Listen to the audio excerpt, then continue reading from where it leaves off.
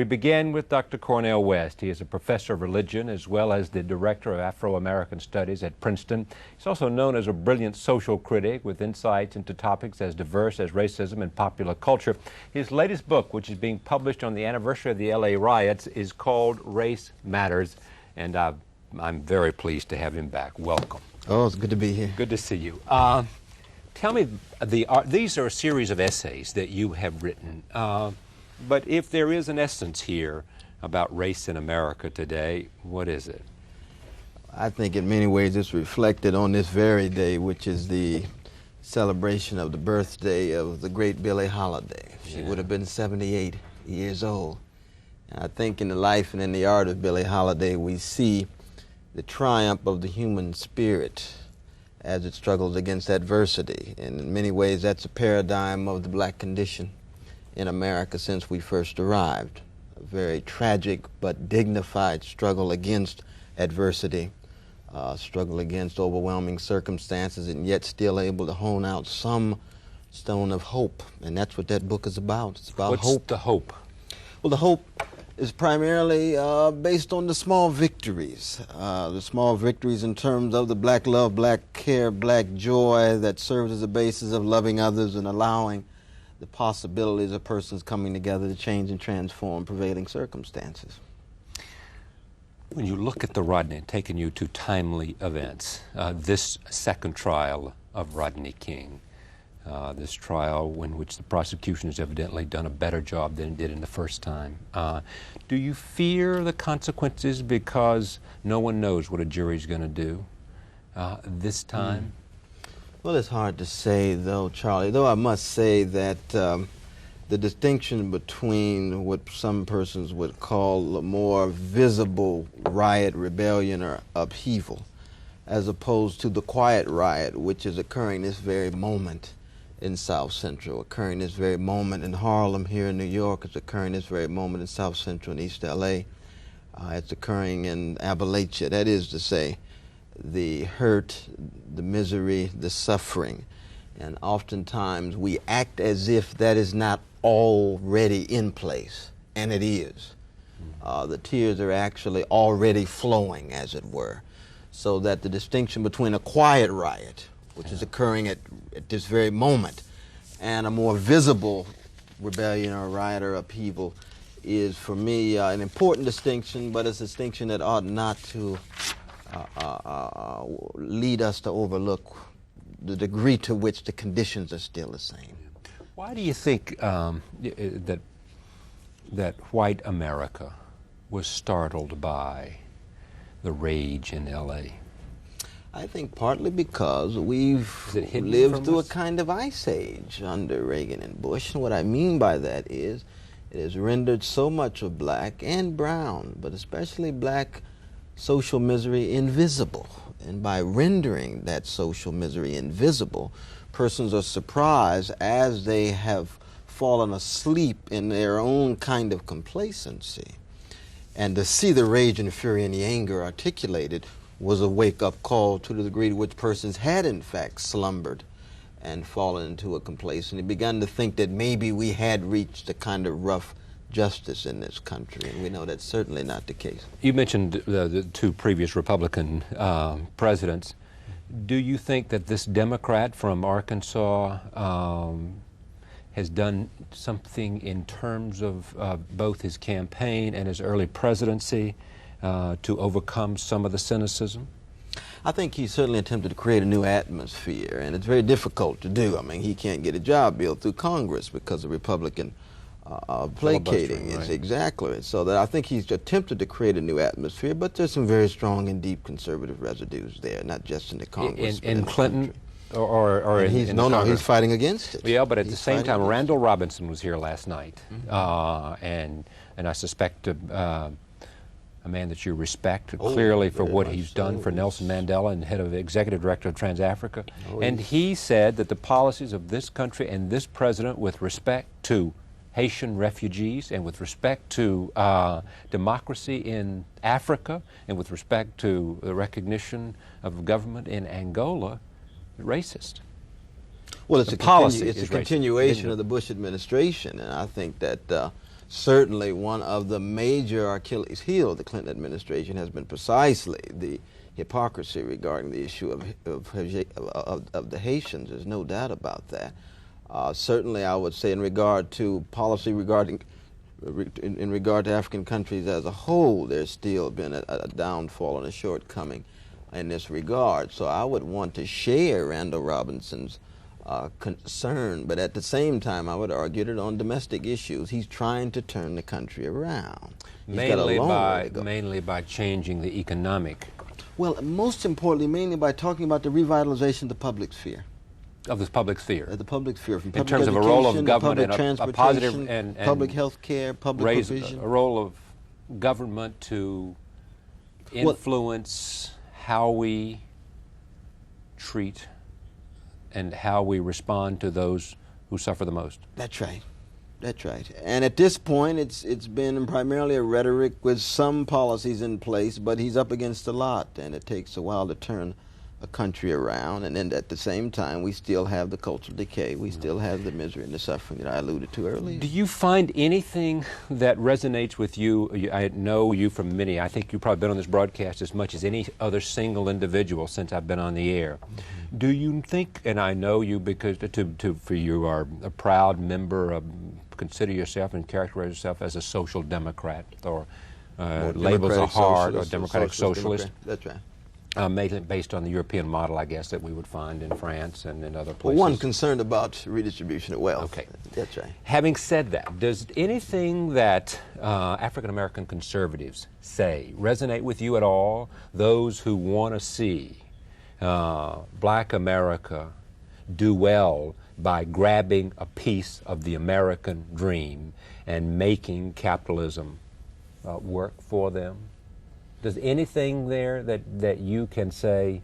You see, Black conservatives, they get a lot of mileage out of a notion that all Black freedom fighters have affirmed, which is the notion of Black self-help, Black self-development. Right. And no one would be against Black self-help. Malcolm X was for that, wasn't he? Malcolm X was much more of that than he was. Muhammad, right down the line. But Malcolm specifically, because he's such a hero to so many African Americans, clearly was articulating something like that. I mean, you could even argue, I guess some might, that he was a forerunner of, notwithstanding some of the elements of it. Right, but I mean, but what I think Brother Malcolm understood and the Black conservatives do not is that you cannot overlook the degree to which white supremacy shapes and molds the circumstances and conditions under which Black self-help and Black self-development can take place. And I would add male supremacy, I would add economic inequality. Right. But certainly when it comes to emphasizing Black self-help, and conservatives often think they have a monopoly on such a notion, and they're wrong. What's your criticism of liberals in America and in their analysis of race in America?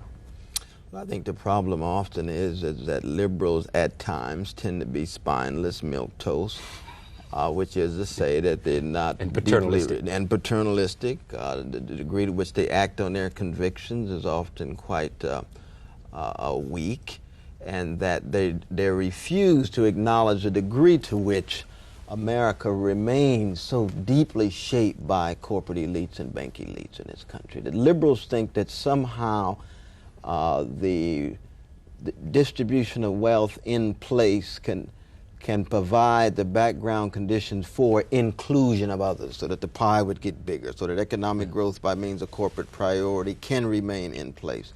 And I think liberals are at times allies. At times they're unreliable allies, so I don't want to just whitewash them, as it were. But you've got to proceed quite cautiously with liberals. Boy, they're not going to like to hear you say that. No, that brings me to a question I've asked before, and I don't want to go too far down this road, but just raise this point. You seem to be out of sync with where the world is. The world seems to me, I mean, socialism is not doing well. Look at France recently, for example, in terms of one national election. Secondly, I mean, even in the former communist countries, everybody is saying, give us a piece of that old-time market economy. right? Oh, yes. I mean, I keep in mind that democratic socialists have always been major critics of any kind of communist regime. No, communism is not the issue. The issue is an unfettered market economy. Oh, yes, but we know the market's not unfettered. Okay. Right? We know the corporate America will get subsidies and free equipment and free technology and so forth. So if we're going to talk about public provisions for certain spheres of our society, certainly we have to talk about the cozy relationships between various corporate elites and the political elites. You sound like Ross Perot there. Well, I mean, Ross has a point, though he gives it a more conservative populist twist. Yeah. But he certainly has a point in terms of the lobbyists who are hired primarily by corporations to push through policies that are efficacious for their own interests. But let me say this, though, Charlie, that you are absolutely right in terms of my not being in step with most of the world. Right. Because when I look at Bosnia, when yeah. I look at India, when I look at South Africa, when I look at Haiti, when I look at Chile, I see human suffering that is changeable and alterable. Well, then let's take that, though. And I think that the fight against such injustice is an honorable one and a self-critical and humble. Okay, but you also could mention Somalia, where there is clearly an effort to make a difference there. Yes, I can mention my own Ethiopia. Yeah. You see? How you like these cufflinks? From Ethiopia. My wife just brought them. Okay. Yes, indeed. Do you think, are you pessimistic about the future? No. You're optimistic? No. Where are you? I'm full of hope. Full of hope, okay. Against the grain. And faith. And faith, in spite of sensibility, as it were. The evidence points to sliding down a slippery slope of chaos, anarchy. What's the politics of conversion? The politics of conversion is an attempt to rechannel powers and energies of ordinary people so that they believe they can make a difference, and if they come together, they can expand the scope of democracy. And what brings them together? What will bring them together will be, 1, new leadership, 2, new belief in themselves, and 3, new historical conjunctures, new moments that provide new possibilities which are unpredictable, which as we turn around the corner when we turn around the corner, we see things that we could not have imagined, you see. Like? It was hard to say. It's like Abraham Joshua Heschel's notion of radical amazement. And I suggest in the next 5 to 10 years, we're going to be radically amazed at the degree to which people who keep track of the least of these, keep track of those persons who are suffering, the new possibilities to provide some way of alleviating that suffering, you see. But that's hope. That's not optimism. I'm not an optimist at all. In fact, I have little respect for naive optimism. The world's too tragic to be a naive optimist. What does your deep religious belief say to you when you look at what's going on in Bosnia and you see that kind of cruelty and inhumanity and what some are characterizing as genocide and crimes against humanity? And it's not just happening there. There are other places in the world it's taking place. I see it in South Central Los Angeles or Harlem as well. And that's... Well, as you know, this is the Easter season. I speak as a Christian. I look at the world through the eyes of the cross, and I see the blood that flows. I see the death with no dignity. I see the soldiers making fun of the person who died. I see the loss of hope. I see the darkness twice on that Good Friday. And yet, even given that Saturday with Easter possibilities seemingly foreclosed and held at arm's length, and yet the small victories. Right? Those who get up every morning, love their children, project a future, those who organize, local activists who are struggling against the grain, the Davids against the Goliaths. But let me stop you there in terms of your Christian soul. Where do should the United States, in some call of justice and morality and being on the side of all that is good, say to the world, we will not stand by and allow this? In Bosnia? Yes. Yes, should have done it a year ago. With American military leading the way. That's right. That's exactly right. And make the argument, though, when people say it's a quagmire, it'll suck you in and never let you go and will create division in this country, like we've never seen before if American men and women are dying there in a way that our leaders cannot clearly articulate the national interest, albeit how incredibly obscene and vicious and undescribable the crimes. Yes, but see, I would argue that that one does not fight Hitler based on national interest. You don't fight apartheid based on natural interest. You fight it on the basis of what?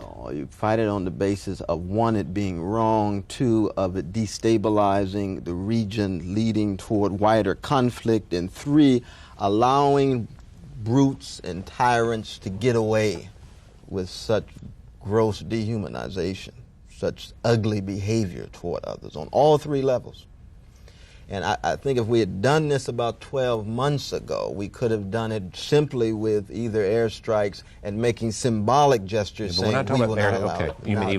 Now, at this point, of course, we're talking about long-term investment. We're talking about American soldiers and so forth. So you're absolutely right. It and makes some it a say much it'll more take difficult. 200,000 or 300,000. Some say even 500,000. Yeah. Yeah, some say 500,000. Doesn't sound like Vietnam to you. No, I don't think the analogy holds there. But I mean, I recognize the strength of the plausible arguments on the other side. I think we need to have a public conversation about this. We need a debate about this. But certainly, do you think we're having that public conversation?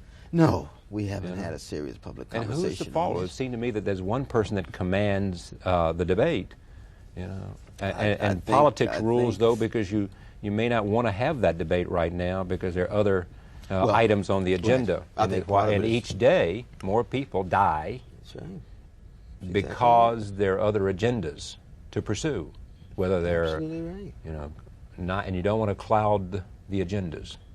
Right. I mean, I think push too many things on the table. That's what has happened in the Clinton administration. Very much so. Right. Very much so. Tell me about black nihilism and what it is.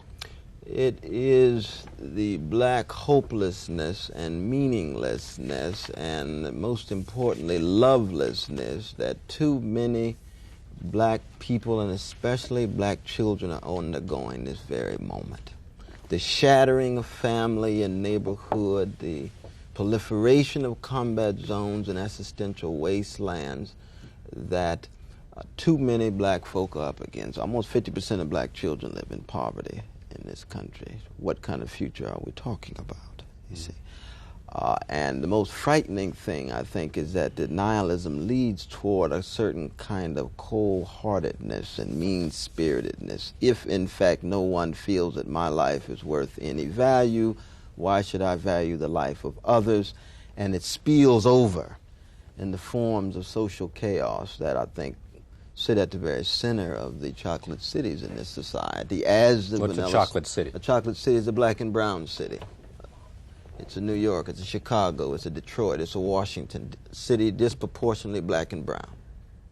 Vanilla suburb, those suburbs that are disproportionately white, those work in the city during the day and go back to the vanilla suburbs at night. Should Jesse Jackson be elected head of the NAACP?